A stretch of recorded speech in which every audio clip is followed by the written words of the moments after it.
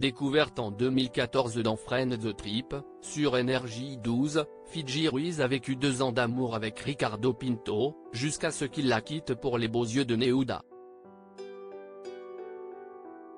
Une rupture qui s'était faite avec perte et fracas et avait beaucoup fait jaser à l'époque. À l'automne 2016, Fidji s'affiche avec un dénommé Antoine, avec qui elle part s'installer temporairement à Miami, en Floride. Ils se séparent au printemps 2017, avant de remettre brièvement le couvert puisque la jeune femme l'accusera ensuite de vol ainsi que de violence conjugale.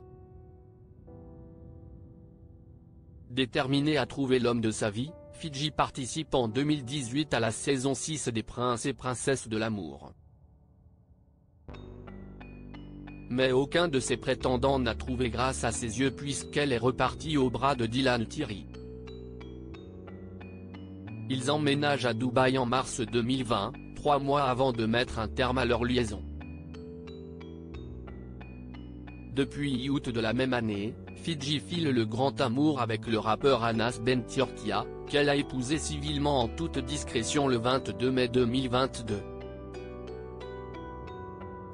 Anas Ben Turkia et Fidji Ruiz @Instagram de jeunes mariés à jeunes parents le 3 décembre dernier, le couple annonçait attendre son premier enfant.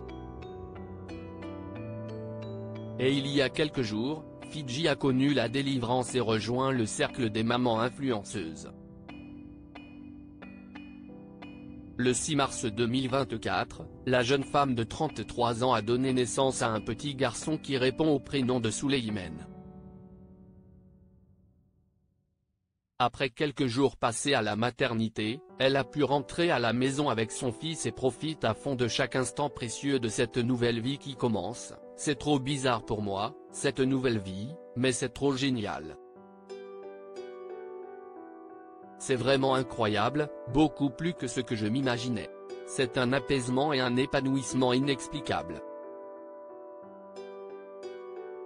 S'est-elle réjouie sur Instagram, ce samedi 16 mars 2024. Au cours de son monologue, Fidji a confié à ses abonnés qu'elle ne pourra pas allaiter son enfant en raison d'une malformation détectée lorsqu'elle était plus jeune. Si elle s'était faite à l'idée qu'elle ne vivra jamais ce moment unique avec son enfant, la jolie brune a tout de même tenté de donner le sein à son bébé.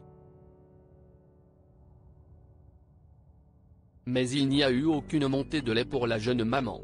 J'étais au courant que je ne pourrais sûrement pas allaiter. Très jeune, j'ai eu comme une malformation.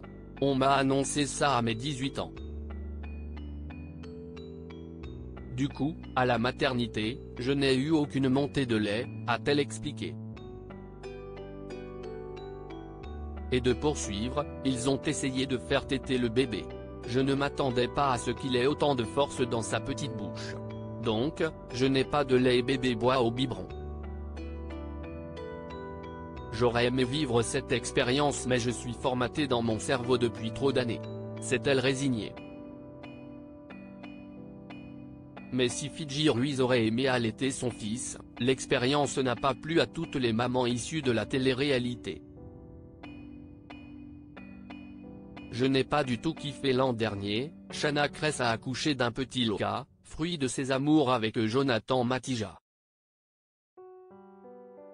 Et la Marseillaise ne garde pas du tout un bon souvenir de la tétée d'accueil, qu'elle n'a pas du tout kiffé. Il y en a qui parleront, mais je vous dis la vérité, je n'ai pas aimé. Ça m'a fait mal au sein et j'avais l'impression que c'était une grenouille qui me mangeait le sein, a raconté sans langue de bois celle qui a été critiquée pour ses nombreux IVG. L'image, elle est horrible, mais je vous dis ce que j'ai ressenti. Je n'ai pas du tout aimé, je ne suis pas à l'aise d'avoir bébé au sein et je n'ai pas kiffé la sensation. Jonathan Matija et Shana Kress @Instagram. Qu'en pensez-vous?